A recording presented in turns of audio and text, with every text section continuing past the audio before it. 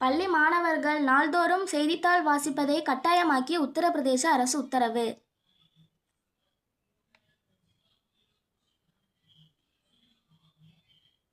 திருப்பத்தூர் மாவட்டம் சுந்தரம்பள்ளி பகுதியில் நிலத்தை சமன் செய்யும் பணியின் போது பழங்காலத்து குடுவையில் 86 தங்க நாணயங்கள் அடங்கிய புதையல் கிடைத்துள்ளது.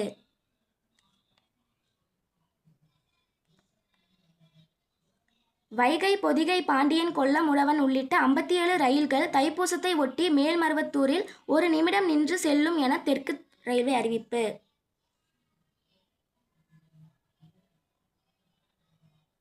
மறைந்த தேமுதிக தலைவர் விஜயகாந்தின் 2வது ஆண்டு நினைவு தினத்தை குரு பூஜையாக அனுசரிக்கிறது தேமுதிக. சுசீந்திரம் கோயில் தேரோட்டத்தை ஒட்டி வரும் ஜனவரி 2ஆம் தேதி கன்னியாகுமரி மாவட்டத்திற்கு உள்ளூர் விடுமுறை அறிவிப்பு.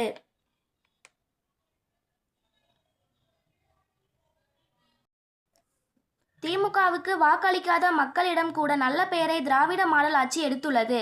ஆனால் இதற்கு அப்படியே தலைகீழாக பாஜகவுக்கு வாக்களித்த மக்களே ஒன்றிய பாஜக அரசை கழுவி ஊற்றி வருகிறார்கள்.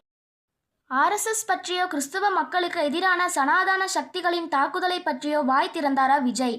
கொள்கை எதிரியை கண்டிக்க முடியாதா திருமாவளவன்? காஞ்சிபுரம் ஸ்ரீ பெரும்பத்தூர் அடுத்த வரதராஜபுரத்தில் SIR பணிகளுக்காக பூத் ஏஜென்ட்களுக்கு பாஜக மேலிடம் அளித்த பணத்தை பிரிப்பதில் தகராறு.